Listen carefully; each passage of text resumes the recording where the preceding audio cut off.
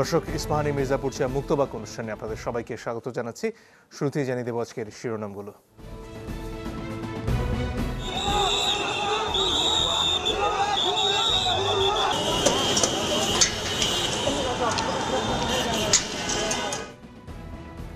ছাত্র বিক্ষোভে উত্তাল দেশ, সংঘর্ষে নিহত 6,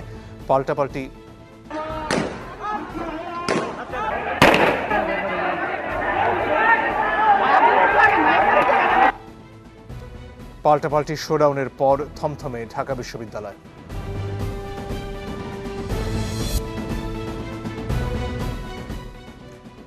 স্কুল কলেজ মাদ্রাসা বন্ধ ঘোষণা, বৃহস্পতিবার এইচএসসি ও সমমানের পরীক্ষা স্থগিত।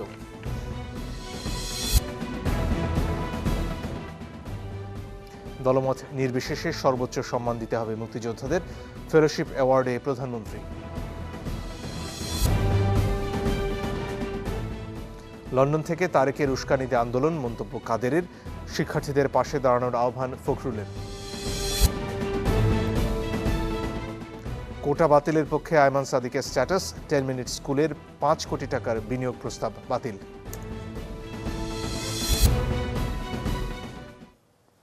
দর্শক, আজ আপনাদের সাথে আছি আমি মনজুর আল মতিন। আজকে সারাদিনের ঘটনা, কোটা সংস্কার আন্দোলন, এসব নিয়ে আজকে আমাদের আলোচনা। সবশেষ খবর যেগুলো আমরা সামনে পাচ্ছি তার মধ্যে রয়েছে ইউজিসির তরফ থেকে দেশের সব সরকারি এবং বেসরকারি বিশ্ববিদ্যালয়গুলো বন্ধ ঘোষণা করা হয়েছে। উদ্ভূত পরিস্থিতি এবং সামনে কি ঘটতে চলেছে এসব নিয়ে আমরা আলোচনা করব। 3 জন সম্মানিত অতিথি রয়েছেন আমাদের সাথে। স্টুডিওতে আমাদের মধ্যে উপস্থিত আছেন অধ্যাপক ডক্টর মেজবাহ কামাল, তিনি শিক্ষাবিদ ও গবেষক। আছেন জনাব আশরাফ কাসার, সিনিয়র সাংবাদিক। সরাসরি আমাদের সাথে যুক্ত হয়েছেন জাহাঙ্গীরনগর বিশ্ববিদ্যালয়ের অধ্যাপক ডক্টর মোহাম্মদ কামরুল হাসান। আপনাদের 3 জনকেই স্বাগত আমাদের এই অনুষ্ঠানে। দর্শক, আলোচনায় যাবার আগে আজকের যে সংঘর্ষের খবরগুলো আপনারা শিরোনামে দেখছিলেন তা নিয়ে একটা প্রতিবেদন দেখে নেব।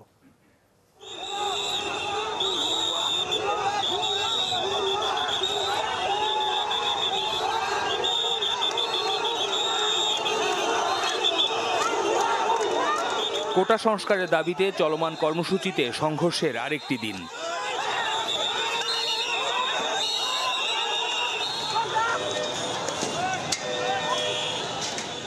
সোমবার ধাওয়া পাল্টা ধাওয়া সংঘর্ষের ঘটনা ঢাকা বিশ্ববিদ্যালয় কেন্দ্রিক থাকলেও মঙ্গলবার তা ছড়িয়ে পড়ে সর্বত্র।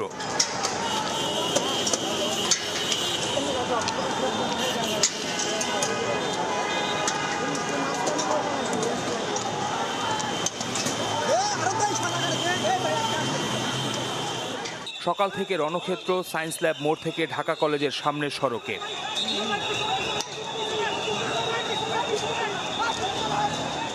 কোটা আন্দোলনকারী আর ছাত্রলীগের মধ্যে হওয়া এই সংঘর্ষে আহত হয়েছেন দুই পক্ষের অনেকে, নিহত হয়েছেন 2 জন, মরদেহ রাখা হয়েছে ঢাকা মেডিকেলের মর্গে।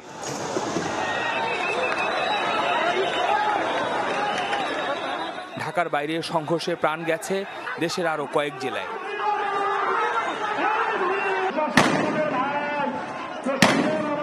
রংপুরে সকালে মহাসড়ক অবরোধ করেন বেগম রোকেয়া বিশ্ববিদ্যালয় সহ বিভিন্ন শিক্ষা প্রতিষ্ঠানের শিক্ষার্থীরা। ধাওয়া পাল্টা ধাওয়ার এক পর্যায়ে পুলিশের সাথেও সংঘর্ষ বাধে। এ সময় পুলিশের ছড়া গুলিতে বেগম রোকেয়া বিশ্ববিদ্যালয়ের ইংরেজি বিভাগের শিক্ষার্থী আবু সাইদ মারা যান। গুলি খাইছে একটা।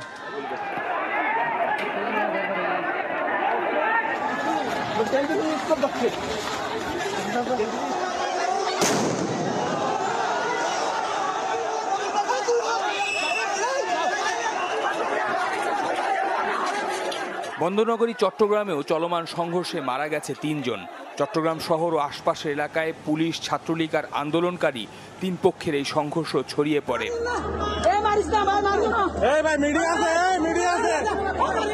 এ সময় বহু মানুষ আহত হয়েছেন। সংঘর্ষের জেরে রাজশাহী বিশ্ববিদ্যালয়ে মোতায়েন করা হয়েছে বিজিবি। বঙ্গবন্ধু হলে অগ্নিকাণ্ডের ঘটনা ঘটে, পুড়ে যায় আসবাব সহ হলের সামনে থাকা মোটরসাইকেল। পাবলিক বিশ্ববিদ্যালয়ের বাইরে এদিন কোটা সংস্কারের দাবিতে রাজপথে নেমেছেন বেসরকারি বিশ্ববিদ্যালয়ের শিক্ষার্থীরাও। ঢাকার বেসরকারি প্রাইম এশিয়া বিশ্ববিদ্যালয়ের ভেতরে প্রবেশ করে পুলিশ।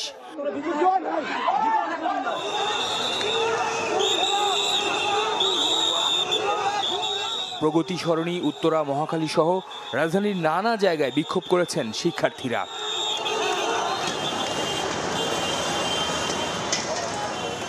বিকেল নাগাদ পুরো এলাকায় তৈরি হয় রণক্ষেত্র। এ সময় আমতলী থেকে আইসিডিডিআরবি পর্যন্ত পুরো সড়কের দুই পাশে অবস্থান নেন আন্দোলনকারী এবং আইনশৃঙ্খলা রক্ষাকারী বাহিনীর সদস্যরা। সন্ধ্যার দিকে আগুন দেয়া হয় মোটরসাইকেলে এবং মহাখালী পুলিশ বক্সে। পাশে রেল লাইনে ট্রেন চলাচল বন্ধ করে দেন আন্দোলনকারীরা। ফলে সকাল থেকে বিকেল পর্যন্ত ঢাকার সাথে সারা দেশে রেল যোগাযোগ বন্ধ ছিল। সংঘর্ষে রেশ পড়েছে মেট্রো রেলের ফার্মগেট স্টেশনেও। এদিকে ঢাকা বিশ্ববিদ্যালয়ে দিনভর ছিল থমথমে পরিস্থিতি। বিকেলের দিকে শহীদুল্লাহ হল ও এর আশপাশের এলাকায় ধাওয়া পাল্টা ধাওয়া হয় তিন পক্ষের মধ্যে। শুরুতেই অধ্যাপক কামরুল হাসান আপনার কাছে আসতে চাই, এই যে পরিস্থিতি সেখানে জাহাঙ্গীরনগর বিশ্ববিদ্যালয়ের ছাত্রছাত্রীরাও আন্দোলনে অংশ নিচ্ছেন, ছাত্রলীগের সাথে সেখানেও সংঘাত হয়েছে। এর মধ্যে ইউজিসির তরফ থেকে দেশের সব সরকারি বেসরকারি বিশ্ববিদ্যালয় আবার বন্ধ ঘোষণা করা হলো। আমি জানি না এর আগে কখনো ইউজিসি থেকে বিশ্ববিদ্যালয়গুলো একসাথে বন্ধ করার কোনো ঘোষণা এসেছিল কিনা। এই মুহূর্তে কি অবস্থা জাহাঙ্গীরনগর বিশ্ববিদ্যালয়, সেখান থেকে যদি শুরু করি। ধন্যবাদ আপনাকে, আমার দুই প্রিয় সহালোচক এবং যারা শুনছেন।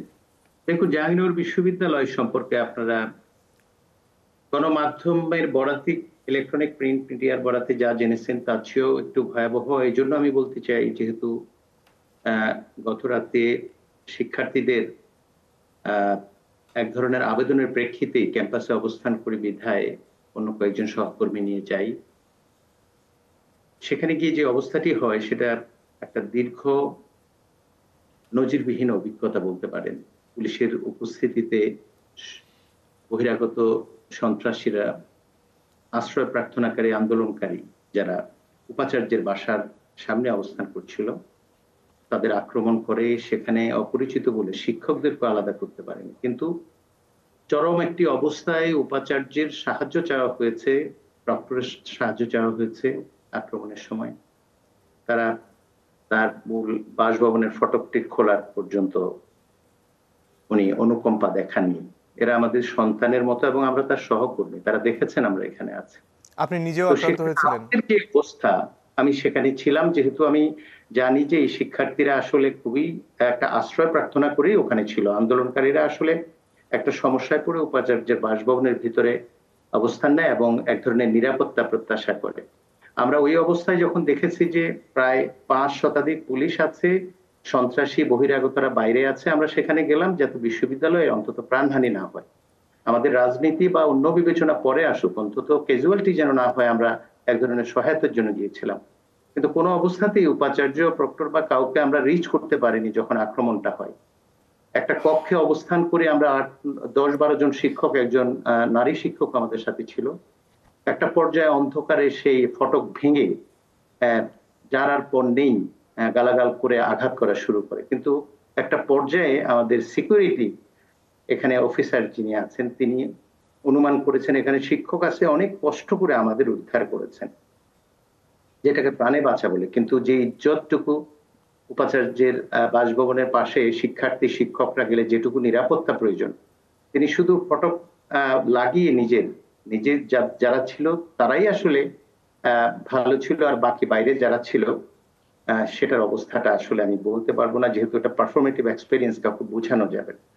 যাই হোক, এমন একটি অবস্থায় যখন শিক্ষার্থীরা শুনলো জাহাঙ্গীরনগরের বিভিন্ন হলে তারা এই আক্রান্তদের উদ্ধার করবার জন্য যখন আসে, তখন এক পর্যায়ে হামলাকারীরা পালিয়ে যায়। ঠিক তখনই দেখলাম যে পুলিশ টিয়ার গ্যাস এবং আপনার সাউন্ড গ্রেনেড নিক্ষেপ করা শুরু করলো। তারা জানে এখানে শিক্ষকরা আছে। এর আগে পুলিশের ভূমিকা কি ছিল? তাহলে দেখুন, এই হচ্ছে দৃশ্য। অধ্যাপক হাসান, এর আগে পুলিশের ভূমিকাটা কি ছিল? এই যে যখন ছাত্রছাত্রীরা এদের উদ্ধার করতে আসলেন, তার আগ পর্যন্ত পুলিশ কি করছিল? আমি যখন গিয়েছি তখন আমি দেখেছি, আমি আরো কয়েকজন সহকর্মীর সাথে নিয়ে গিয়েছিলাম, তো তখন দেখেছি পুলিশরা আছে, তারা একেবারে নীরব নিথর অবস্থায় দাঁড়িয়ে আছে। কিন্তু যারা আমাদেরকে দেখে অনেকেই সাংবাদিকরা যারা প্রাণ ভয়ে পাশে ছিল, কারণ ওরা বহিরাগতরা সাংবাদিকদেরও চিনতে পারছিল না, বিশ্ববিদ্যালয়ের সাংবাদিক। ফলে আমাদের দেখে তারা একটু আশ্বস্ত হয়ে সামনে আসলো এবং এই বহিরাগতরা তাড়া করলে আমরা অন্তত যাদের চিনি তাদের সাহায্যে বললাম এরা সাংবাদিক, এই পর্যায়ে নামা বোধহয় ঠিক হচ্ছে না, তোমরা ছাত্র সংগঠন নেতারা এই দায়িত্বটুকু নেওয়া উচিত। যাই হোক, তাদের বলে কোন রকম উদ্ধার করা গেল এই অবস্থা, কিন্তু কিছু সাংবাদিক পানির মধ্যে প্রায় 4-5 ঘন্টা গলা পর্যন্ত ওই যে লেকের মধ্যে ছিল প্রাণ ভয়ে। তারপর আমরা ভিতরে যাই, আলোচনা করি যাতে এদের উদ্ধার করা যায় বা কোনো অবস্থাতে সমাধান করা যায়। আলোচনার এক পর্যায়ে আমরা ওখানে প্রথমেই কয়েকজন সিনিয়র শিক্ষক, প্রক্টর এবং আরো কয়েকজন ছিল। আলোচনার মধ্যেই এক পর্যায়ে পুলিশের উপস্থিতিতে ফটক ভেঙে সবার উপর আক্রমণ চালালো প্রাণ ভয়ে। তখন আমরা উপাচার্যের স্টোর রুমে আশ্রয় নেই, একজন নারী শিক্ষক সহ আমরা প্রায় 12-13 জন, আর কিছু শিক্ষক বাইরে ছিলেন। শিক্ষার্থীরা ওনার যে মূল ভবন তার সামনে আর্তনাদ করছে, মনে হচ্ছে যে একটা বড় ধরনের প্রলয়ঙ্কারী ভূমিকম্প হলে যেভাবে মানুষ প্রাণ বাঁচানোর জন্য চিৎকার করে, আমি সেটা শুনেছি। কারণ আমি নিজেও, টু বি ভেরি ফ্র্যাঙ্ক, আসলে আমি নিজেও প্রচন্ড আতঙ্কিত হয়েছে এবং কিঞ্চিত অসুস্থ হয়েছিলাম। যাই হোক, এই অবস্থায় একটা পর্যায়ে আমরা যখন অনেকেই ক্যাজুয়ালিটি হয়, অনেক আঘাত করা হয়, ওরা অনেক চেষ্টা করেছে। আমি উপাচার্য এবং প্রক্টরকেও ফোন দিয়েছি, কেউ রিসিভ করেনি। এক পর্যায়ে আমি আসলে সত্যি কথা বলতে গিয়ে মৃত্যুর জন্য একটা প্রস্তুতি নেওয়া, যেটা আমি বিশ্বাসী, এবং কালিমা পড়তে হয়েছে আমাকে।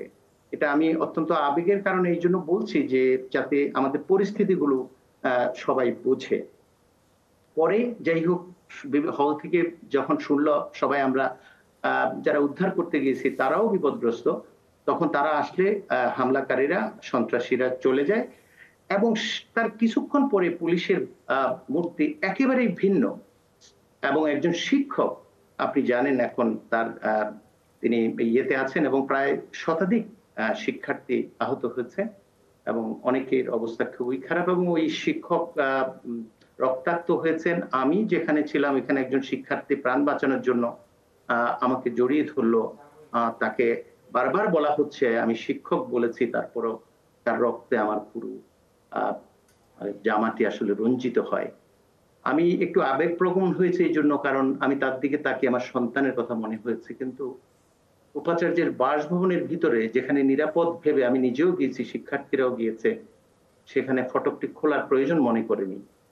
এর কোনো ব্যাখ্যা আমি বুঝতে পারিনি। আমি শুধু এটুকুই ভেবেছি যে আমাদের বিশ্ববিদ্যালয়ের যেটুকু শেষ ভরসার জায়গা ছিল, মূল্যবোধের অবক্ষয়ের চরম বিপর্যয়ের জায়গায় অভিভাবক হিসেবে যেটুকু দায়িত্ব নেবার কথা ছিল, তিনি যদি নিতে না ব্যর্থ হন, উনি নিতে চেষ্টা করেও ব্যর্থ হন, এটা তার অযোগ্যতা। আর যদি তিনি ইচ্ছা করেই এই আন্দোলন দমানোর কারণে বা লোক চিন্তা মাথায় রেখে কাজ করেন, এটি জঘন্য কাজ, খুবই মর্মাহত হয়েছে। এবং এখনো পরবর্তীতে আমরা দেখলাম যে একটা থমথমে অবস্থা বিরাজ করছে আজও, সেটা আমরা শিক্ষকরা কালো কাপড় মুখে বেঁধে আমরা প্রসেশন করেছি, আমরা কতগুলো দাবি দিয়েছি।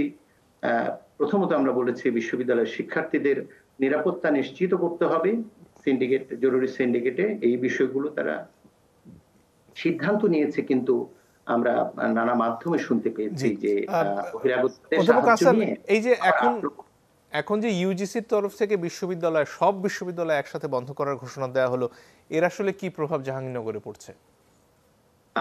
দেখুন, আমি একটা বিষয় বলতে চাই, এটা এখানে মেজবা কামাল স্যার আছেন, তিনিও ভালো জানবেন। আমি যতটুকু জানি, আমাদের বিশ্ববিদ্যালয় জাহাঙ্গীরনগর ইউনিভার্সিটি অ্যাক্ট 1973 এর সাথে ইউজিসির যে নীতিমালা যেটুকু রেলিভেন্ট, সেখানে আমি যেটা দেখি, একটা আর্টের অ্যাক্ট যেটা, সেই ধারাটার ভায়োলেশন পরিষ্কার। কারণ এখানে এবং 1, 2, 3, 4 আর্টের 8.123 এগুলো হচ্ছে রেলিভেন্ট জাহাঙ্গীরনগর ইউনিভার্সিটির অ্যাক্টের সাথে, এবং সেখানে বলা হচ্ছে যদি কোনো কিছু ইউজিসি করতে হয়, তাহলে অবশ্যই ইউনিভার্সিটির তদন্ত করুক, যাই করুক, যেটা তাদের তদন্তে আসবে বা এই বিষয়ে কোনো কিছু যদি করতে চায় বিশ্ববিদ্যালয়কে জানাবে। সিন্ডিকেট আসলে এই বিষয়ে একটা সিদ্ধান্ত নিয়ে অ্যাক্ট অনুযায়ী সেখানে এটা ফাইনাল করার কথা। আমি শিক্ষকতা এবং ছাত্র জীবন নিয়ে প্রায় 38 বছর জাহাঙ্গীরনগর বিশ্ববিদ্যালয়ে আছি। জাহাঙ্গীরনগর সহ অন্য কোথাও আমি কখনোই এভাবে সকল বিশ্ববিদ্যালয় বন্ধ করা, স্কুল থেকে কলেজ পর্যন্ত এভাবে বন্ধ করার নজিরবিহীন ঘটনা দেখিনি।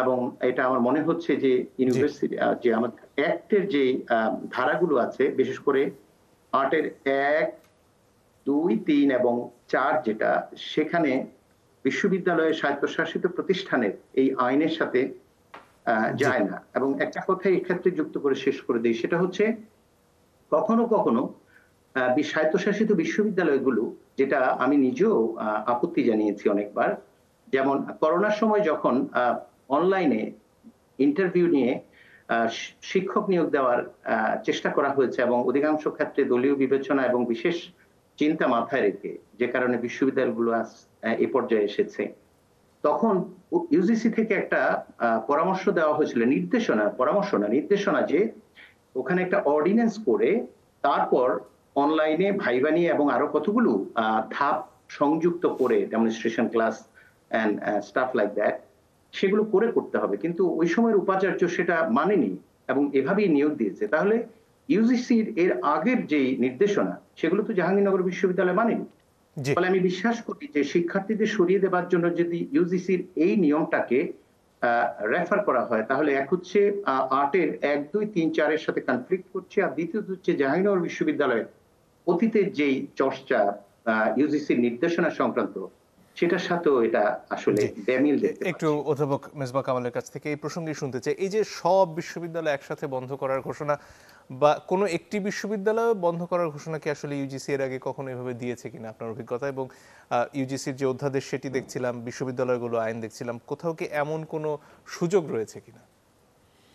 জি, অনেক ধন্যবাদ। আসলে অধ্যাপক ডক্টর কামরুল হাসান যে কথাটা বললেন, সে কথাটা উনি ঠিকই বলেছেন, যে আসলে বিশ্ববিদ্যালয়গুলোর, বিশেষত যে আমাদের স্বায়ত্তশাসিত 4টে বিশ্ববিদ্যালয়, আমরা যারা 1973-এর অ্যাক্ট দ্বারা পরিচালিত, তাদের যে অধিকার আছে সেই অধিকারের সাথে এটা অসঙ্গতিপূর্ণ।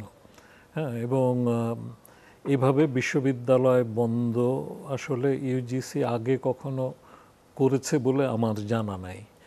এখন অ্যাক্টের বাইরে যে বিশ্ববিদ্যালয়গুলো, সেই বিশ্ববিদ্যালয়গুলোর ব্যাপারে সেগুলোর ব্যাপারেও ইউজিসির যে মানে আপনার নিজস্ব যে এখতিয়ার, তার মধ্যেও সেটা পড়ে কিনা সেটাও আমি জানি না, মনে হয় পড়ে না। হ্যাঁ, তবে হয়তো এখন একটা বিশেষ পরিস্থিতিতে ইউজিসিটা করেছে। তবে আমি মনে করি যে ডেফিনেটলি অন্তত যাদের স্বায়ত্তশাসন আছে তারা নিজ যে প্রাতিষ্ঠানিক কাঠামো আছে সেই কাঠামোতে বসে তারা আলোচনা করে সিদ্ধান্ত নেবেন। এবং এতক্ষণ যে ঘটনার প্রত্যক্ষদর্শী হিসেবেই অধ্যাপক হাসান বলছিলেন যে ঘটনার বিবরণ, সেটা শুনে এই যে উপাচার্যের বাসভবনের শিক্ষার্থীরা আশ্রয় চাইছেন, পুলিশ উপস্থিত, তাদের উপর বহিরাগতরা হামলা করছেন, ঢাকা বিশ্ববিদ্যালয়ে একই ধরনের চিত্র, ছাত্রীদের উপর হামলার দৃশ্য নিশ্চয়ই আপনি দেখেছেন। সেখানে আসলে বিশ্ববিদ্যালয় প্রশাসনগুলোর ভূমিকা আপনার কাছে কেমন মনে হচ্ছে? আসলে দেখুন, মানে কোটা নিয়ে যে মানে বিতর্কটা, এই বিতর্কটা তো আজকে না, এটা অনেক দিন ধরে হচ্ছে। এর আগের দফায় 2018 সালে হয়েছে, তারপরে আবার গত বেশ কিছুদিন ধরে চলছে। তো এটা একটা জাতীয় বিষয়ে পরিণত হয়েছে এবং এটা বিশ্ববিদ্যালয়গুলো আসলে এটা নিয়ন্ত্রণ করার মতো অবস্থায় নাই। এটা হচ্ছে রিয়েলিটি। তো আমি সেই জন্য আপনার বিশ্ববিদ্যালয় কর্তৃপক্ষ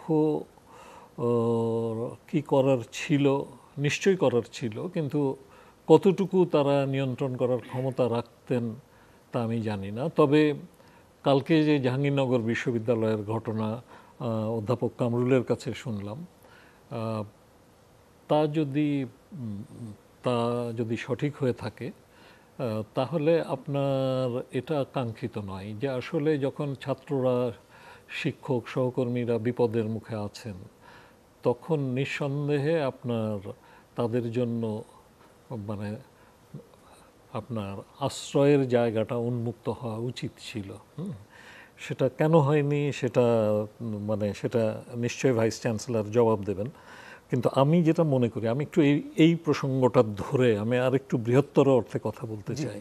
হ্যাঁ, যে আমাদের এখানে দেখুন যে মানে কোটা নিয়ে যে বিতর্কটা উঠছে, আমি মনে করি যে এটা যে পর্যায়ে গেল এখন, যে একেবারে সকল শিক্ষা প্রতিষ্ঠান, স্কুল, কলেজ, মানে আপনার পাবলিক প্রাইভেট ইউনিভার্সিটি সহ সমস্ত শিক্ষা প্রতিষ্ঠান বন্ধ এবং আপনার আনপ্রেসিডেন্টেডভাবে ইউজিসি কর্তৃক বন্ধ ঘোষণা এবং আপনার ছয়টা মানে প্রাণের অপচয় বলবো আমি, এই তরুণ তাজা প্রাণের অপচয়, এই সব কিছুটা এবং আপনার বিভিন্ন জায়গায় আমরা দেখলাম, বগুড়ায় বিশেষ করে দেখলাম যে বঙ্গবন্ধুর যে মুরাল তারতে হামলা হয়েছে, সেটাকে ভাঙা হয়েছে এবং আপনার সরকারি প্রতিষ্ঠান ডাকঘরের উপরও হামলা হয়েছে।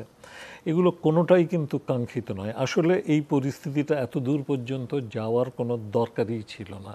হ্যাঁ, এবং এখনও আমি মনে করি যে যদি মানে একটা দ্রুত পদক্ষেপ নেওয়া হয় তাহলে আপনার এটাকে আপনার এখনো সহজেই নিয়ন্ত্রণের মধ্যে আনা সম্ভব, বিশেষ করে যদি একটা জাতীয় কমিশন গঠন করা হয় এবং যে কমিশনকে দায়িত্ব দেওয়া হবে যে তারা সংশ্লিষ্ট বিভিন্ন প্রতিষ্ঠানের সাথে কথা বলবে, তার মধ্যে ছাত্র হতে পারে, ছাত্র সংগঠন হতে পারে, শিক্ষক সমাজ হতে পারেন, জনসমাজের বিভিন্ন অংশ, তাদের সাথে কথা বলে তাদের মতামতের ভিত্তিতে কমিশন যদি একটা রিপোর্ট তৈরি করে, আমি একটু শেষ করি বাক্যটা, এবং সেটা করে তারা প্রধানমন্ত্রীর কাছে হস্তান্তর করতে পারে এবং এইভাবে যদি আপনার এগোনো যায় তাহলে আমি মনে করি যে এটা কিন্তু আইনসঙ্গতভাবে করা সম্ভব। কেননা হাইকোর্টের ফিরবো এই অংশ একটু জনাব আশরাফ কায়সার কাছ থেকে শুনে নিতে চাচ্ছি। আমি একটু একটা পয়েন্ট শেষ করে নিই, এই পয়েন্টটা যে আপনার আমাদের যে আদালতের রায় আমরা পেয়েছি, সেই আদালতের রায়ে কিন্তু বলা হয়েছে যে আপনার যে সরকার যদি মনে করেন তাহলে তারা কোটা পুনর্বহাল করেছে, সেই কোটাকে বাড়াতে কমাতে পারেন। কাজে সেটা বাড়ানো দরকার না কমানো দরকার, সে বিষয়গুলো বিবেচনা করার জন্য কিন্তু একটা কমিশন গঠন করা যেতে পারে। ধন্যবাদ জনাব আশরাফ কায়সার। আমি মনে করি যে পরিস্থিতিটা স্বাভাবিক হয়ে আসবে। এই যে একটা সহজ কথা, একটা কমিশন করতে হবে, সেখানে অংশীজনদের কথা শুনতে হবে এবং সেটা শোনার আগেই এতগুলো ঘটনা ঘটে গেল এবং আবু সাইদ তার শেষ ফেসবুক স্ট্যাটাসে তিনি লিখছেন শামসুজ্জোহাকে স্মরণ করে, শহীদ শামসুজ্জোহাকে। স্যার, এই মুহূর্তে আপনাকে ভীষণ দরকার। আপনার সমসাময়িক সময় যারা ছিলেন সবাই তো মরে গেছে, কিন্তু আপনি মরেও অমর। আপনার সমাধি আমাদের প্রেরণা, আপনার চেতনায় আমরা উদ্ভাসিত। এই যে জিনিসটা হয়তো কথা বলে সমাধান করা যেত, সেখান থেকে আজকে 6 জনের মৃত্যুর খবর আমরা এখন পর্যন্ত জানছি। এই জায়গায় আসতে হলো কেন? দেখুন, প্রথমত আমি জাহাঙ্গীরনগর বিশ্ববিদ্যালয়ের একজন ছাত্র ছিলাম অনেক বছর আগে। সো প্রফেসর কামরুলের কথা শুনে আমার লজ্জায় মাথা হেট হয়ে যাচ্ছে। আমরা শিক্ষকদেরকে যে অবস্থায় দেখতে চাই, বিশ্ববিদ্যালয় প্রশাসনকে যে অবস্থায় দেখতে চাই এবং উপাচার্যের মতো প্রতিষ্ঠানকে যে অবস্থায় দেখতে চাই, এখন কিছুই আর অবশিষ্ট নেই। দেখুন, আগে স্টুডেন্টরা জায়গা পেতে উপাচার্যের বাসায় বা শিক্ষকদের বাসায় যেতেন, পুলিশ অনুমতি নিতে হতো ক্যাম্পাসে ঢুকতে হলে, বহিরাগতদের ঢোকার তো প্রশ্নই ওঠে না।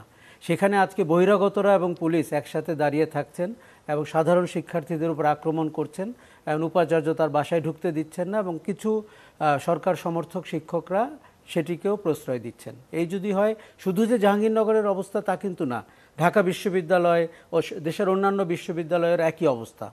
আমাদের মূল্যবোধের অবনতি বা ক্ষরণ যে কোথায় গিয়ে দাঁড়িয়েছে, আপনি যে প্রশ্নটি করছিলেন যে এই আন্দোলন যদিও অনেকটাই যৌক্তিক এবং আমরা দেখছিলাম যে কেউ কিন্তু এর খুব যে বিরোধিতা করছিলেন তাও না, কিন্তু কেন ঘটনাটি এ পর্যন্ত গড়ালো? এ পর্যন্ত গড়ানোর আমার ধারণা যে এক ধরনের ইগো এবং গো ধরার একটা বিষয় তৈরি হয়েছে।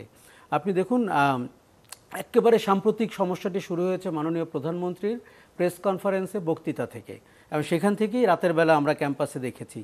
এখন আপনি একটি যৌক্তিক আন্দোলন, সেটা আমরা 6 বছর আগেও দেখেছি কি করে মেনে নেওয়া হয়েছে। কেউ কিন্তু চায়নি কোটা একেবারে বাতিল করা হোক, কিন্তু প্রধানমন্ত্রী বলেছেন কোটা বাতিল করে দেওয়া হবে। ওই সময়ের ওই সিদ্ধান্তটিকেও আমাদের মনে হয়েছিল যে উনি হয়তো আবেগপ্রবণ হয়ে সিদ্ধান্তটি নিচ্ছেন, ক্ষুব্ধ হয়ে নিচ্ছেন, সেটিরও দরকার ছিল না। আবার এখন যখন কোর্ট আপনাকে বলেছে যে আপনি কোটা বাড়ানো কমানোর ক্ষমতা রাখেন এবং শিক্ষার্থীরা নির্বাহী বিভাগের কাছে দাবি করেছে এই সমস্যার সমাধান করার জন্য, কাজে আমরা তো খুব বেশি সংঘাত এবং দূরত্ব দেখছিলাম না। কিন্তু যদি আপনি কোনো অধিকারের দাবিকে আপনি মুক্তিযোদ্ধা এবং রাজাকারের বিতর্কের মধ্যে নিয়ে যান এবং সেখানে যদি প্রতিপক্ষ দাঁড় করিয়ে ফেলেন, আজকের যে 22 বছর বয়সী ছেলে যার বাবাও হয়তো মুক্তিযুদ্ধের পরে জন্ম নিয়েছেন, তাদেরকে যদি ঘন ঘন শুনতে হয় যে তারা রাজাকার, তারা এবং তাদের এখানে অধিকার আদায় করতে কিভাবে গেলে। আসলাম সেই প্রসঙ্গে আপনার কাছে ফিরে আসতে চাই, একটা বিরতিরও সময় হয়ে গেছে, আপনার কাছে ফিরছি। দর্শক, একটু পরে ফিরে আসবো, আশা করি সাথে থাকবেন। আর এই মৃত্যু যে প্রসঙ্গে আসতে চাইছিলাম আসলে, যে স্লোগানগুলো নিয়েই তো এই এত কিছু হচ্ছে এখন। ছাত্রছাত্রীরা যখন বললেন চাইলাম অধিকার, হয়ে গেলাম রাজাকার, কিংবা যখন বললেন তুমি কে আমি কে, রাজাকার রাজাকার, কে বলেছে স্বৈরাচার স্বৈরাচার, এর ব্যাপারটা কি এই যে ছাত্রছাত্রীরা নিজেদেরকে রাজাকার বলছেন, মুক্তিযুদ্ধের বিরুদ্ধে শক্তি বলছেন? একেবারেই না। দেখুন, এটি দলীয় সমর্থক অনেককে আমরা বলতে শুনছি, আর আমাদের এক ধরনের অন্ধত্ব পেয়ে বসেছে। আমরা যদি কোনো ভিন্ন মতের মানুষকে দেখি এবং তিনি যদি অধিকার নিয়ে কথা বলেন, অধিকার আদায় করতে রাস্তায় নামেন, তাদেরকে আমাদের কোণঠাসা করতে হলে হয় বিএনপি বলতে হবে অথবা জামাত বলতে হবে, আরও যদি আপনি তার আবেগে আঘাত করতে চান তাকে রাজাকার বলতে হবে। এই ফ্যাশন থেকে বাংলাদেশকে খুব দ্রুত বেরিয়ে যেতে হবে। দেখুন, আপনি প্রতিপক্ষ একটি মানে ব্যাংক্রাফট বিরোধী দলের সাথে ব্যবহার করেন, সেটিও কেউ কেউ মেনে নিয়েছে, এবং যে কারণে আপনাকে প্রশ্নবিদ্ধ নির্বাচনের পরেও কেউ হয়তো প্রশ্ন করেনি আপনি সরকার কি করে গঠন করেন। কিন্তু আপনি যখন স্টুডেন্টদের সাথে এটা করছেন, এবং গত 3 দিনে আমরা শাসক দলের যুবলীগ, ছাত্রলীগ, আওয়ামী লীগকে যেই ভূমিকা অবতীর্ণ হতে দেখলাম, গত 2 দিনে আমরা ঢাকায় এবং বাংলাদেশের বিভিন্ন অঞ্চলে যেভাবে দেখলাম, যেভাবে 6টি তাজা প্রাণ, বাংলাদেশের উজ্জ্বল ভবিষ্যৎ নিহত হলো, এর দায় আসলে কে নেবে? এবং এই যে রাজনীতির ফ্যাশন এবং আপনি ব্লেম করার রাজনীতি, আপনি আমার পক্ষের মানুষ না মানি হচ্ছে আপনি আমার চরম বিরোধী। এবং কে দায়িত্ব দিয়েছে আপনাকে? কে স্বাধীনতার পক্ষের আর স্বাধীনতার বিপক্ষের মানুষ, এই বিভাজনের দায়িত্ব আপনাকে কে দিয়েছে? আমরা কেউ কেউ এই দায়িত্ব হাতে তুলে নিয়েছি, এবং আমরা অধিকাংশই সুবিধাবাদের জন্য এই দায়িত্ব হাতে তুলে নিয়েছি, যাতে করে আমাকে দেখলে মনে হবে বাংলাদেশের পক্ষের আমি, আর বাংলাদেশের যারা প্রতিবাদকারী মানুষ রয়েছে, অধিকার আদায় করতে চায়, সেটি ছাত্র, কৃষক, শ্রমিক, জনগণ যেই হোক, তাকে আমরা বলবো স্বাধীনতা বিরোধী এবং রাজাকার। গত 3 দিনে বাংলাদেশে যা ঘটলো এটি অত্যন্ত লজ্জার। এবং আমি আপনাকে বলে রাখছি, আবু সাইদ বাংলাদেশের বীর। আবু সাইদ যেভাবে পুলিশের গুলির মুখে দাঁড়িয়েছে, যেভাবে যুবলীগ ছাত্রলীগের আক্রমণের মুখে দাঁড়িয়েছে, যেভাবে তিনি তার স্ট্যাটাস দিয়েছেন, যেভাবে তিনি মৃত্যুকে বরণ করতে চেয়েছেন, আবু সাইদ বীর না হলে বাংলাদেশে কোন লোক বীর? আজকের দিনে আমি আবু সাইদকে স্মরণ করতে চাই বাংলাদেশের প্রতিবাদের অন্যতম নায়ক হিসাবে। এবং যারা মৃত্যুবরণ করেছেন, যারা যুবলীগ ছাত্রলীগের হাতে মারা গেছেন, পুলিশের গুলিতে মারা গেছেন, তাদের এই লাশের দায়িত্ব সরকারকে নিতে হবে, এবং সরকারকে বলতে হবে যে জনগণ তার অধিকার আদায় করতে গেলে রাজপথে তার রক্ত দিতে হচ্ছে কেন। দেখুন, কোটা আদায়ের ব্যাপারে আমরা কিন্তু যৌক্তিক সমাধানের দিকেই দেখছিলাম। এমনকি আদালত কিন্তু আপনাকে যৌক্তিক সমাধানের পথ বাতলেও দিয়েছিলেন। কিন্তু আপনি যদি রাজনৈতিক গো ধরে বসে থাকেন, আপনি যদি কোনো মানুষের মতামতকে শ্রদ্ধা করতে না জানেন, এবং আপনি যদি কারো ভিন্ন মতকে মনে করতে থাকেন আপনার চরম শত্রু, তাহলে আপনি যেই আচরণ করতে পারেন, বাংলাদেশ রাষ্ট্র গত 3 দিন তাই করলো। কিন্তু এখন সরকারের নীতি প্রণয়ন যে কত ভঙ্গুর, কত বিপদগামী এবং কত মায়োপিক, আপনি গত 3 দিনে সেটি দেখতে পেলেন। এবং আমার ধারণা ছাত্ররা কোটার দাবির বাইরে গিয়ে এখন রাষ্ট্রযন্ত্র নিয়ে প্রশ্ন করবে, নির্বাচন নিয়ে প্রশ্ন করবে, গণতন্ত্র নিয়ে প্রশ্ন করবে, মানবাধিকার নিয়ে প্রশ্ন করবে, আইনের শাসন নিয়ে প্রশ্ন করবে। এই বয়স প্রশ্ন করার, এই বয়স সাহস দেখানোর, এই বয়স প্রতিবাদ করার। আমরা যারা ঘরকুনো হয়ে গেছি, আমরা যারা বোবা সোসাইটিতে অভ্যস্ত হয়ে গেছি, আমরা যারা বিভিন্ন পাওনা আদায় করতে গিয়ে, আমাদের লাভ লোকসান হিসাব করতে গিয়ে চুপ করে থাকতে শিখেছি, তারা এখনও সেটি শেখেনি, এবং আমরা রাজপথে সেটিই দেখতে পাচ্ছি। এখন আপনি যেভাবে ছাত্রীদেরকে আক্রমণ করেছেন ঢাকা বিশ্ববিদ্যালয়ের শিক্ষকদের উচিত ছিল না রাজপথে নেমে আসার? এই ছাত্রীরা কি তাদের ছাত্রী না? এটি যদি অন্য কোনো আমলে হতো, তারা কি ঘরে বসে থাকতে পারতেন? আপনি যেভাবে আক্রমণ করেছেন ঢাকা মেডিকেল কলেজের ভেতরে গিয়ে, মেট্রো রেলের ভেতরে গিয়ে, বেসরকারি বিশ্ববিদ্যালয়ের অঙ্গনে গিয়ে, জাহাঙ্গীরনগর বিশ্ববিদ্যালয়ের রাতের অন্ধকারে, মধ্যরাতে, এটি কোন সভ্যতাকে আপনি 2024 সালে দেখাচ্ছেন? আর এরা কি ফৌজদারি অপরাধ করছেন না? যারা অস্ত্র নিয়ে নেমেছেন, যারা লাঠি নিয়ে নেমেছেন, যারা পিস্তল নিয়ে নেমেছেন, তাদেরকে আপনি আইনের আওতায় আনছেন না কেন? তাদেরকে আইনের আওতায় না এনে আপনি কোন আইনের শাসনের কথা বলছেন? আপনি যখন ঢাকা মেডিকেল কলেজে অসুস্থ রোগীদের উপরে, অসুস্থ আহত শিক্ষার্থীদের উপরে আবার আক্রমণ করেন, আপনি তো মানবতা বিরোধী অপরাধ করছেন। আপনি অন্যের মানবতা বিরোধী অপরাধ বোঝেন, আপনার নিজের মানবতা বিরোধী অপরাধ বোঝেন না? আমি মনে করি বাংলাদেশের ছাত্রদের পক্ষে মানুষের এখন দাঁড়ানো উচিত এবং ছাত্রদের এই অধিকারের পক্ষে দাঁড়ানো উচিত। এটি বাংলাদেশের অধিকার, শুধু শিক্ষার্থীরা চাচ্ছে তা না। কোটা আমাদের যোগ্যতার ভিত্তিতে সব পদ পদবি, বিশেষ করে সরকারি চাকরিতে। দেখুন, সরকারি চাকরিজীবীরা এমনিতেই অনভ্যস্ত হয়ে গেছেন, তারা যে রাষ্ট্রের কর্মচারী এটি উপলব্ধি করতে। তারা সরকারের কর্মচারী মনে করেন, কখনো কখনো তারা দলের কর্মচারী মনে করেন। এই রাষ্ট্রকে যদি আপনি একটি নিয়ন্ত্রিত মাত্রায় ভারসাম্যমূলক করতে চান, আপনাকে নিয়োগ পদ্ধতির দিকে তাকাতে হবে। আপনাকে যোগ্যতার ভিত্তিতে বাংলাদেশ রাষ্ট্রের কর্মচারীদেরকে নিয়োগ করতে হবে এবং সেটি যেই অঙ্গন থেকেই দাবি আসুক সেটাকে আপনি আদায় করতে হবে। যেই ছাত্রদেরকে আমরা গত 1-1.5 মাস রাজপথে দেখতে পাচ্ছি, তাদের পক্ষে কে রয়েছে? তাদের পক্ষে জাতীয় সংসদের যে সদস্যরা রয়েছেন কে কথা বলেন? তাদের কোনো প্রতিনিধিত্ব নাই। তাদের বিশ্ববিদ্যালয় অঙ্গনের সংসদগুলো কাজ করে না এবং বিশ্ববিদ্যালয়ের এখন পরিবেশ কি আমরা জানি। কোন রাজনৈতিক দল, কোন সংগঠন হল নিয়ন্ত্রণ করেন, বিশ্ববিদ্যালয় নিয়ন্ত্রণ করেন, সেখানে আপনার কথা বলার সুযোগ কোথায়? দেখুন, আমরা যেটা বারবার ভয় পাই, এরকম একটি পরিবেশে, অগণতান্ত্রিক পরিবেশে, কথা না বলতে দেওয়ার পরিবেশে, প্রতিবাদ না করতে দেওয়ার পরিবেশে কোথায় যে আপনার স্ফুরণ হবে, বিস্ফোরণ হবে, আপনি ভাবতে শুরু করবেন বিষয়টি ছোট ছিল। আসলে বিষয়টি ছোট না। মানুষের ভেতরে যে চাপা ক্ষোভ এবং কথা বলতে না পারা, সেটির বিস্ফোরণের জন্য কিন্তু আমি খুব ভয়ে আছি আগামীতে আরও বড় কিছু ঘটে কিনা। ধন্যবাদ। অধ্যাপক মেজবাহ কামাল, আপনার কাছে ফিরে আসতে চাই। সরকারের তরফ থেকে তথ্যমন্ত্রী পরিষ্কার করেই বলেছেন যে মুক্তিযোদ্ধা কোটার ক্ষেত্রে গত কয়েক বছরে 8% গড়ে তারা ব্যবহার করতে পেরেছেন, 30%-এর কাছাকাছিও তারা যেতে পারেননি। সর্বোচ্চ বোধহয় এক বছরে 12%-এর মতন মুক্তিযোদ্ধার পোষ্য কোটায় তারা এই চাকরিগুলো দিতে পেরেছেন। সেক্ষেত্রে এই যে কমিশন গঠন করে সংস্কারের দাবি, যেটার কথা একটু আগে আপনি নিজেও বলছিলেন, সেটা মেনে নিতে বাধা কোথায় ছিল? জি, আমি মনে করি যে কোনো বাধা মানে সাম্প্রতিক সময়ে এসে তো আর ছিল না। এর আগে একটা সময় পর্যন্ত, ধরুন যখন আদালতের রায়ের যে মানে আপনার ফুল টেক্সট প্রকাশিত হয়নি, এখন কেউ বিতর্কের স্বার্থে বলতে পারেন ফুল টেক্সট এখনও প্রকাশিত হয়নি, কিন্তু মূল উপাদানগুলো সবই প্রকাশিত হয়েছে, সেটা কিন্তু জাস্টিস নিজেই জানাচ্ছেন। তো সেদিক থেকে আপনার আমি মনে করি যে আপনার তার ভিত্তিতে যখন এটা জানিয়ে দেওয়া হলো যে তারা কোটাকে পুনর্বহাল করছেন, কিন্তু আপনার একই সাথে সরকারের এখতিয়ার থাকছে যে এটাকে বাড়ানো বা কমানো, প্রয়োজন অনুযায়ী কম বেশি করার, সে জায়গায় সেইটাকে ভিত্তি হিসাবে ধরে আদালতের রায়কে সম্মান করেই কিন্তু আপনার কোটাটাকে আপনার পুনর্বিবেচনার জন্য একটা কমিশন গঠন করার সুযোগ ছিল এবং এটা এখনও আছে।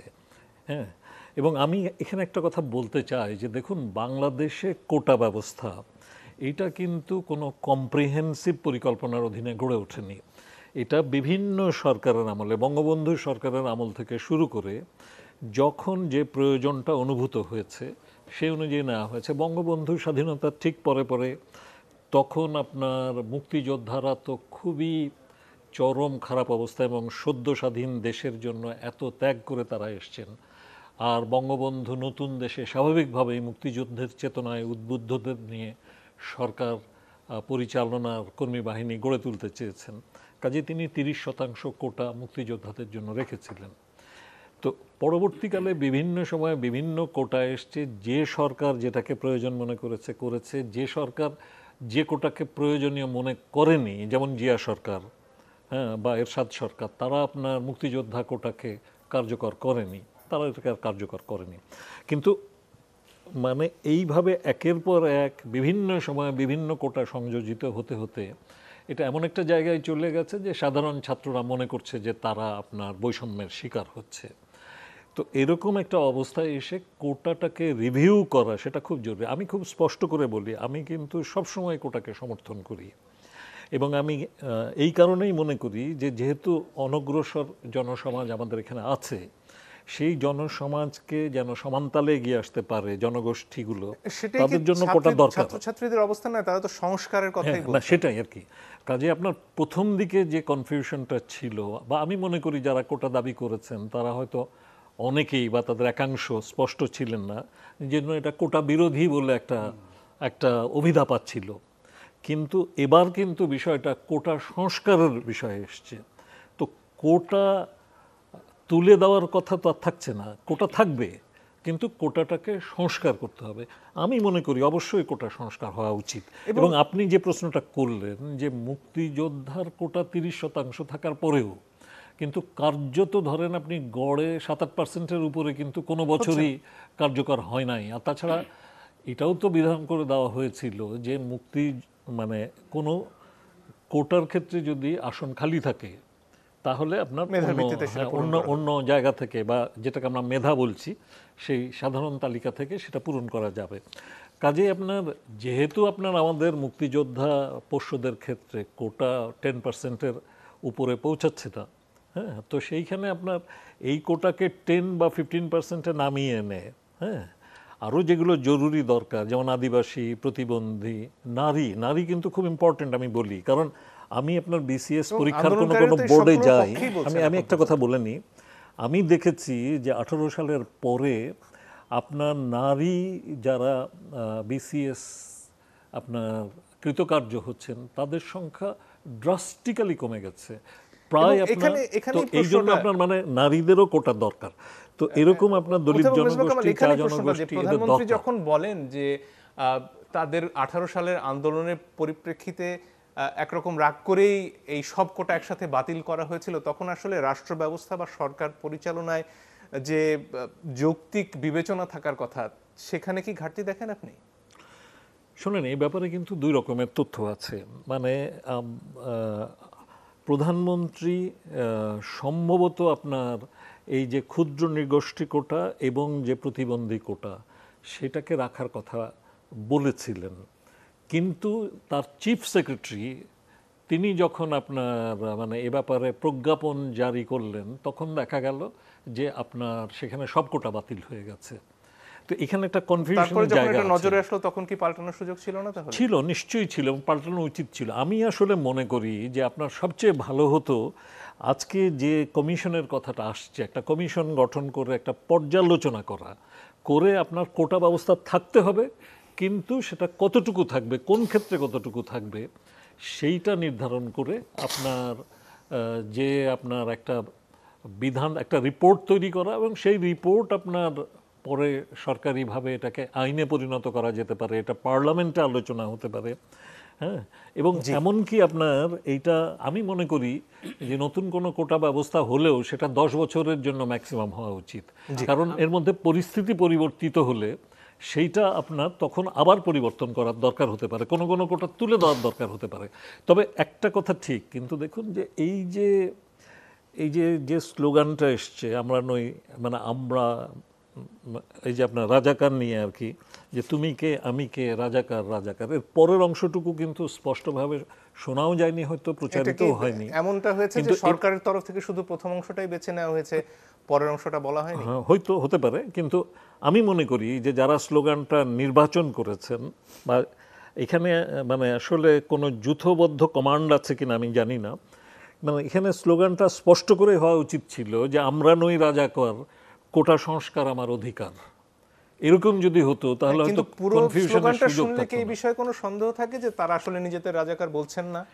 শুনেন, এই যে আন্দোলনটা, এই আন্দোলনটা মূলত সাধারণ ছাত্রদের আন্দোলন, এটা বুঝতে হবে। এটা ঠিক যে ধরেন আমাদের দেশে স্বাধীনতার পক্ষ বিপক্ষ আছে, এটা বাস্তবতা, এবং আপনার সেই ক্ষেত্রে আপনার কোনো মহল যাদেরকে হয়তো প্রশিক্ষণ দেওয়া হয় যে রাজাকাররা 71-এ অন্যায় করেনি, আলবদররা অন্যায় করেনি, তারা পাকিস্তানকে রক্ষা করার জন্য কাজ করেছে, সেরকম প্রশিক্ষণপ্রাপ্ত কেউ থাকতেও পারে, এবং তারা আপনার এই সুযোগে সক্রিয় হতেও পারে, স্লোগান নির্ধারণের ক্ষেত্রেও ভূমিকা রাখতে পারে। সেজন্য কোটা যারা পরিচালনা করছেন আন্দোলন, আমি বলবো তাদেরকে সতর্ক থাকতে হবে। এবং আপনার যেটা হচ্ছে যে এটা সাধারণ ছাত্রদের আন্দোলন, আবার যদি কোনো মহল বলে যে এইটা বিএনপি করাচ্ছে বা আপনার জামাত করাচ্ছে, আমি কিন্তু তার সাথে একমত হব না, কারণ এই আন্দোলনটা সাধারণ ছাত্রদের আন্দোলন। এখন আন্দোলন যখন গড়ে ওঠে তখন তো বিভিন্ন পক্ষ তার অ্যাডভান্টেজ নিজের পক্ষে নেওয়ার চেষ্টা করবেই। আমি শুধু আপনাকে 3টি কথা বলি। দেখুন, 18-19 বছরের একটি ছেলে কিংবা মেয়েকে আপনি যখন রাজাকার বলেন বা এই শব্দ দিয়ে অভিহিত করেন, তখন কিন্তু তার যে আঘাত লাগতে পারে, দেখুন আমি এই প্রজন্মকে মুক্তিযুদ্ধের পক্ষের যতটা সক্রিয় হিসাবে দেখি, অতীতের কোনো প্রজন্মকে আমি দেখিনি। আজকে যারাই লম্বা লম্বা কথা বলুক, বড় বড় কথা বলুক, তাদের মধ্যে বাংলাদেশের সামরিক বেসামরিক স্বৈরাচার জিয়াউর রহমান, এরশাদ ইত্যাদি ইত্যাদি মিলিয়ে তারা কোন শক্ত অবস্থানে ছিলেন আমি কিন্তু লক্ষ্য করেছি। আমি বরঞ্চ আজকের 20 বছর বয়সী ছেলে মেয়েটিকে বাংলাদেশের মুক্তিযুদ্ধের পক্ষের সুনাগরিক হিসাবে দেখি। তাকে যখন আপনি আপনার যুক্তিসঙ্গত রাজনীতির মার পেঁচে ফেলে বিরোধী দলকে আপনি যেভাবে কোণঠাসা করে রাখেন অথবা লেবাস পরিয়ে দেন স্বাধীনতা বিরোধী, তাকেও আপনি সেই জিনিস করতে গেছেন, তখনই কিন্তু গণ্ডগোলটা লেগেছে। দেখুন স্টুডেন্টরা যে স্লোগান দিয়েছে তাতে তার ক্ষোভের স্লোগানই দিয়েছে। সে বলেছে চাইতে এসে অধিকার হয়ে গেলাম রাজাকার, রাইট? কাজেই আপনি যখন কেউ অধিকার চাইতে আসলে, কেউ ভিন্ন মতের কথা বললে, কেউ নির্বাচন নিয়ে প্রশ্ন করলে, কেউ দেশে সুশাসন নাই বললে আপনি তাকে রাজাকার বলে ফেলেন। এই সংস্কৃতি থেকে কিন্তু আমাদের বেরিয়ে আসতে হবে। এবারের শিক্ষা যদি সেই সংস্কৃতি থেকে আমাদের বেরিয়ে আসতে না দেয়, তবে কোন শিক্ষা লাগবে আমি নিশ্চিত না। আর দ্বিতীয় কথা হচ্ছে যে দেখুন, এই স্টুডেন্টরা কিন্তু আপনার তাদেরকে যখন তারা দ্বিতীয়বার আঘাতপ্রাপ্ত হতে পারে, আপনি তাদেরকে বিএনপি, লন্ডন, তারেক রহমান, এগুলো বস্তা পচা নাম, এগুলো হচ্ছে ব্যাংকরাপ্ট, দেউলিয়া। বাংলাদেশের রাজনীতিতে তাদের অবস্থা আপনি খেয়াল করে দেখুন, পরপর 3টে নির্বাচন হয়েছে, এই দলগুলোর তেমন কোনো ভূমিকা রাখতে পারেনি। তাদের হাতে নেতৃত্ব চলে গেছে। এগুলো বলে আপনি জনগণকে কি বোঝাতে চান? এগুলো কি মানুষ খায় 2024 সালে? যেখানে একটা দেখুন, আজকের একজন স্টুডেন্টের মূল টেনশন হচ্ছে তার বেকারত্ব, তার কর্মসংস্থান, তার যোগ্যতার ভিত্তিতে পদায়ন হওয়া, তার সরকারি চাকরি পাওয়া। তার সাথে আপনি জুজুর ভয় দেখালে হবে যে তারেক রহমানের হাতে চলে গেছে নেতৃত্ব? তাদেরকে জিজ্ঞেস করুন তো তারেক রহমানকে চেনে কিনা। ধন্যবাদ। অধ্যাপক কামরুল হাসান, আপনার কাছে ফিরে আসতে চাই। আজকে অধ্যাপক জাফর ইকবালের একটা মন্তব্য বা একটা চিরকুট নিয়ে বিস্তর আলাপ হচ্ছে। সেখানে তিনি বলেছেন ঢাকা বিশ্ববিদ্যালয় আমার বিশ্ববিদ্যালয়, আমার প্রিয় বিশ্ববিদ্যালয়, তবে আমি মনে করি আর কোনোদিন এই বিশ্ববিদ্যালয়ে যেতে চাইবো না। ছাত্রছাত্রীদের দেখলেই মনে হবে এরাই হয়তো সেই রাজাকার। এই যে শিক্ষাবিদ বা আরও বেশ কয়েকজন একটা বিবৃতিও দিয়েছেন, কালকেও দিয়েছেন, আজকেও দিয়েছেন, এদের অবস্থানটাকে আপনি বুঝতে পারেন একজন শিক্ষক হিসেবে? আমি আপনার কথাগুলো একটু ভেঙে ভেঙে আসছে। আমার কথা কি শুনতে পাচ্ছেন? জি, আমরা শুনতে পাচ্ছি। অধ্যাপক জাফর ইকবাল যে চিরকুটটি লিখেছেন সে প্রসঙ্গে বলছিলাম। বুঝতে পেরেছি। তিনি যে কথাটি বলেছেন আমি আসলে নিজেও ভাবছিলাম, এবং আমি দেখেছি যে একটি প্রতিষ্ঠান ঘোষণা করেছে বুক অফ বেঙ্গল তার গ্রন্থ কিনবে না। এই সবগুলোই আসলে আবেগের বহিঃপ্রকাশ, এবং উনি একজন যথেষ্ট সিনিয়র সম্মানিত অধ্যাপক, কিন্তু তিনি যেই মন্তব্যটি করেছেন, আমরা এই সময় যে আলোচনাটা করেছি যে ওই স্লোগানের অর্ধেক অংশটা বিবেচনা নিয়ে বাকিটা বাদ দেওয়া হয়েছে। কারণ ওরা আপনাদের আলোচনায় অত্যন্ত স্পষ্ট হয়েছে যে আমি কে রাজাকার বলেছে কে স্বৈরাচার অনেকটা এরকম। হ্যাঁ, দেখুন, এটা তাদের আবেগের বহিঃপ্রকাশ। এই জন্য মাননীয় প্রধানমন্ত্রী যখন আমরা তো জানি যে রাগ বিরাগের বশবর্তী না হয়ে আমরা শপথ গ্রহণ করি, এবং আমাদের রাষ্ট্রীয় অভিভাবক হিসাবে তিনি যেই কথা বলবেন, আইন করবেন, সেখানে তো আবেগের কোনো স্থান নেই। কিন্তু আমরা 18 পরিপত্রে দেখেছি উনি একটু বিরক্ত হয়েছেন, উনি নিজে সরল স্বীকারোক্তি দেন, এটা ওনার একটি অত্যন্ত ইতিবাচক দিক। তাহলে আমাদের গোটা সরকারের অভিভাবক তিনি যদি আবেগবশত শপথ গ্রহণ করার পরও কোনো জায়গায় অভিমান করতে পারেন, তাহলে ওনার সন্তানের চেয়েও আরো কম বয়সী নাতিদেরকে যখন উনি বলেন যে তাহলে কি রাজাকারের সন্তানরা চাকরি পাবে মুক্তিযোদ্ধাদের না পেলে, তারা তো সংস্কার চেয়েছে, মুক্তিযোদ্ধাদের সন্তানকে বাদ দিতে বলেন, তখন আমাদের যদি অভিভাবক অভিমান করতে পারে, তাহলে আমাদের এই মাইনর কিডস যারা ওনার বয়সের বিবেচনায়, ওনার স্ট্যাটাসের বিবেচনায়, তাদেরও তো অভিমান করার একটা অধিকার থাকে যদি ভুলও থাকে যেখানে। তাহলে এই বিষয়টা ফয়সালা করবার জন্য আমাদের বুদ্ধিজীবী কিংবা আমাদের মাননীয় প্রধানমন্ত্রীর উপদেষ্টা যারা আছে, তারা এই অর্ধেক ব্যাখ্যা করে তার এই আবেগের জায়গাটাকে আরো উস্কে দিয়ে যে সুবিধাটা নিতে চায়, সেটা মনে হচ্ছে গত 3 মেয়াদে আমাদের গণতন্ত্র বিতাড়িত করবার ক্ষেত্রে এই অংশের যে এক ধরনের নির্লিপ্ততা অথবা নেতিবাচক ভূমিকা, সেটা আবার স্পষ্ট হচ্ছে। এবং আমরা উনি চীন থেকে আসার পর সংবাদ সম্মেলনে যখন একটি বিষয় প্রত্যয় স্কিম বিষয়ে কথা বলতে রাজি নন, উনি এই বিষয়টি আসলে স্টাডি করছেন, এই পর্যায়ে রাখছেন, তারপরেও অত্যন্ত লক্ষ্য সামনে রেখে প্রশ্ন করবার একটি প্রবণতা দেখেছি আমাদের কোন কোন সাংবাদিক ভাইকে। এবং যেই বক্তব্যটি উনি দিয়েছেন সেখানে গোটা শিক্ষক সমাজ মনে করেছেন আমাদের যিনি সরকার প্রধান, যিনি আমাদের অভিভাবক, তিনি আমাদেরকে এতটা অসম্মান করে কথা বলবেন, আমরা তো হতবাক হই গোটা জাতির মতো। হয়তো উনি এই উস্কানিটা না দিলে এই কথাটি নাও আসতে পারতো, এবং সেটা নিয়ে শিক্ষকরা কিন্তু অনেক উৎমা এবং এক ধরনের অন্তর্দহনে কষ্টে ভুগছে, দলমত নির্বিশেষে সকল শিক্ষক। সেই জন্য আমি বলছি যে যারা এইসব করতে চায় তাদের একটা উদ্দেশ্য আছে বোধ হয়, এবং ডক্টর জাফর ইকবালের মতো মানুষ যদি ঢাকা বিশ্ববিদ্যালয়ের এই অধিকার আদায়ের সংগ্রামে, যেটা মেজবাহ কামাল স্যার খুব সুন্দর করে বলেছেন, এটাকে কোনো বিশেষ দলের মুভমেন্ট হিসাবে যদি কেউ রিড করে তাহলে হয় তার এই সম্পর্কে সঠিক ধারণা গ্রহণ করবার দক্ষতা নেই, যোগ্যতা নেই, অথবা একটা অসৎ উদ্দেশ্যে এটাকে বিকৃত ভাবে ব্যাখ্যা করার চেষ্টা করা হচ্ছে।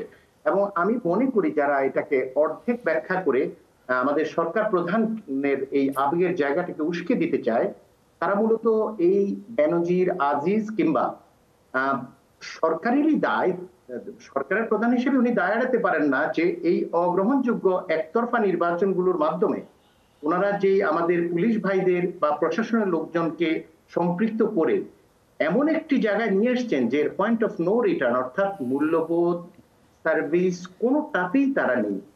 ফলে সেই মানুষগুলো যেমন নষ্ট হয়েছে, ঠিক একইভাবে আমরা দেখেছি বুদ্ধিজীবী সমাজ একটা অংশ আছে, ঠিক সুনির্দিষ্ট ইস্যুতে তারা কথা বলা পছন্দ করে, এবং এই প্রক্রিয়াটি তাদের এই সম্পৃক্ততা দীর্ঘমেয়াদে রাখবার জন্য গণতন্ত্রকেও তারা জিম্মি করার চেষ্টা করেছে। এটা আমি ব্যক্তিগতভাবে অনেক সময় আমি অনুমান করি, আমি ভুলও হতে পারি। এর সঙ্গে যে জিনিসটা যুক্ত করতে চাই, এই আবেগটির ফলাফল যে বাজে দিকে গেল, মাননীয় প্রধানমন্ত্রীর বক্তব্যের পর আমাদের শাসক দলের সাধারণ সম্পাদক তিনি যখন বললেন যে এই অর্ধেক স্লোগানের অর্ধেক অংশের ব্যাখ্যা, যেটাকে আমি ব্যক্তিগতভাবে মনে করি যে ভুল ব্যাখ্যা এবং খণ্ডিত ব্যাখ্যা, সেটাকে ধরে তিনি যখন ছাত্রলীগকে বলেন যে তারা এই বিষয়টি সুরাহা করবে, তাহলে সরকার কি করবে?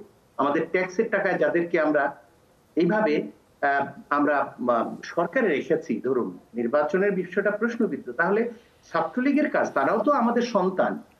আপনারা যখন নির্বাচন বিমুখ হন, আপনারা যখন গণতন্ত্রকে বিতাড়িত করেন, যখন দেশ লুটপাট অর্থের সব দিক থেকে এতটা দুঃসময় কখনোই কাটায়নি, এটা একান্তে সরকার প্রধানও বিশ্বাস করেন, সেই সময়ে আপনারা এইভাবে যখন বক্তব্য দেন তখন তো এই সংকটগুলো হবে। দেখুন আরেকটা কথা একটু যুক্ত করে দিই, হ্যাঁ বলছি, মাননীয় প্রধানমন্ত্রী এবং জনাব ওবায়দুল কাদেরের এই ছাত্রলীগকে নির্দেশ দেওয়ার পর আগে আপনি দেখুন মন্ত্রী মহোদয়রা যে কথা বলতেন তখন বলতেন যে এটা আসলে আদালতের বিষয়, এটা সাব জুডিস হবে, এটা নিয়ে কথা বলা যাবে না। কিন্তু যখন এই বিষয়ে স্লোগান বিষয়ে সরাসরি মন্তব্য আসলো, ছাত্রলীগ নির্দেশ বলেও 6টি প্রাণ ঝরে গেল। এবং আপনারা যেটা বলছেন যে আন্দোলনের একটা সুবিধা নেওয়ার চেষ্টা করছে কোনো পক্ষ, সেটা যেই পক্ষই হোক, সেই সুযোগটা আপনাদের বক্তব্যেই তৈরি হয়েছে। এবং এইটা আপনারা সংকট সমাধান তো করতেই পারেননি। আমি যেটা বলেছি যে প্রশাসন, পুলিশ, ছাত্রলীগ, ওরা আমাদের কোমলমতি মেধাবী ছাত্র, তারাও প্রতিযোগিতায় অংশগ্রহণ করে বিশ্ববিদ্যালয়ে এসেছে, অথচ তারা এভাবে হত্যাকারী ধর্ষক হয়ে, জাহাঙ্গীরনগরে জানেন একজন ধর্ষক হয়ে ছাত্রত্ব হারিয়েছে অনেকেই। তাহলে এই যে কাজগুলো করা হচ্ছে উদুর পিণ্ডি ভুদুর গাড়ে, এবং ওই স্লোগানের ক্ষেত্রে লাস্ট কথা বলি, ইংরেজিতে একটা কথা আছে, give a dog a bad name and hang him. জি, আমার মনে হয় আপনার কথা আমরা বুঝতে পেরেছি। জনাব আশরাফ কায়সার যদি আর কিছু যোগ করেন। হচ্ছে আমার মনে হয় দেখুন, আমরা যখন প্রধানমন্ত্রী হিসাবে বা মন্ত্রী হিসাবে বা রাষ্ট্রীয় দায়িত্বের জন্য শপথ গ্রহণ করি, আমরা কিন্তু বলি যে আবেগ, অনুরাগ, বিরাগের বশবর্তী হয়ে কোনো সিদ্ধান্ত গ্রহণ করব না। কাজেই 6 বছর আগে যখন ওই সিদ্ধান্তটি হয়, সেটি যদি উনি রাগের বশে করে থাকেন, সেটি কিন্তু তাহলে সেই শপথনামার সাথে সাংঘর্ষিক হয়েছে। 22 বছর বয়সী, 20 বছর বয়সী শিক্ষার্থীদের আবেগ, অনুরাগ, বিরাগ থাকতে পারে না? কাজে সেটা কি আপনি বিকৃত করছেন কি উদ্দেশ্যে? এই উদ্দেশ্যে যে তাদেরকে আপনি চিহ্নিত করতে চাচ্ছেন যে তারা স্বাধীনতা পক্ষের শক্তি না। আপনি কত বড় ঝুঁকি নিচ্ছেন। বাংলাদেশের তরুণ সমাজ যারা আমাদের ডেমোগ্রাফির সবচেয়ে সোচ্চার অংশ, যাদের উপরে ভর করে স্মার্ট বাংলাদেশ তৈরি হবে, তারা আপনার স্বাধীনতা বিরোধী। তাহলে আপনার স্বাধীনতা পক্ষের শক্তি কারা? সেই শক্তিরা যারা সচিব হিসাবে বয়স বাড়িয়ে মুক্তিযোদ্ধা সুবিধা পেতে চেয়েছে, যেই মন্ত্রী মুক্তিযোদ্ধা সুবিধা পেতে চেয়েছে মিথ্যা তথ্য দিয়ে। কেন চায়? কারণ হচ্ছে আপনি মুক্তিযোদ্ধা হলে আপনি কিছু সুবিধা এক জায়গায় গচ্ছিত রেখেছেন, ফলে প্রকৃত মুক্তিযোদ্ধার তুলনায় ভুয়া মুক্তিযোদ্ধায় দেশ ছেয়ে যাচ্ছে এবং তারা ওই সুবিধার ভিত্তিতে সমাজে এবং বিভিন্ন প্রতিযোগিতামূলক পরীক্ষায় এবং চাকরির ক্ষেত্রে সুবিধা আদায় করার জন্য এটি করছে।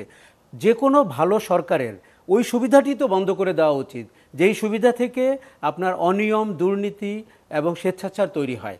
কাজে আমার মনে হয় সরকারের নিজ থেকেই উচিত ছিল কোটা ব্যবস্থা নিয়ে সংস্কারের দিকে যাওয়া। দেখুন, আমরা যদি বলে থাকি 30% মুক্তিযোদ্ধা কোটায় নিতে পারছি না, 8 থেকে 9% বেশি নিতে পারি না, প্রকৃতিই আপনাকে বলে দিচ্ছে, আপনি সংখ্যার হিসাবেই দেখতে পাচ্ছেন যে 7-8%-এর বেশি এখন হবে না, কেননা 1971 সালে যুদ্ধ হয়েছে। কাজে আপনি নিজেই তো সেটি কমিয়ে 10%-এ নিয়ে আসতে পারেন। এটির জন্য রাজপথে ছাত্রদেরকে জীবন দিতে হবে কেন? কোনো যৌক্তিক সোসাইটি, কোনো নিয়মতান্ত্রিক এবং আপনার সুশাসনের সমাজে তো এটি হওয়ার কথা না। এখন আমরা যদি এরকম প্রতিটা বিষয়ে দেখুন, একটা রাষ্ট্রের সরকারের বা সরকার প্রধানের মূল দায়িত্বই হচ্ছে এই ধরনের ইস্যুকে যৌক্তিকভাবে সমাধানের দিকে নিয়ে যাওয়া। সেই একটি ইস্যু সমাধান করতে গিয়ে যদি আপনি সারা দেশের সমস্ত বিশ্ববিদ্যালয়, স্কুল, কলেজ বন্ধ করে দিতে হয় এবং 6টি তাজা প্রাণ জীবন দিতে হয়, এইচএসসি পরীক্ষা পিছিয়ে দিতে হয়েছে, তাহলে তো আপনি বুঝেই যাচ্ছে যে আপনার সিদ্ধান্ত গ্রহণ প্রক্রিয়া কতটা নাজুক এবং কতটা জনগণের সাথে বৈরিপূর্ণ। অনেক ধন্যবাদ আপনাদের তিনজনকে। আজকের মতো আসলে সময় একেবারেই ফুরিয়ে গেছে। দর্শক, আপনাদেরকেও ধন্যবাদ। বিদায় নিচ্ছি।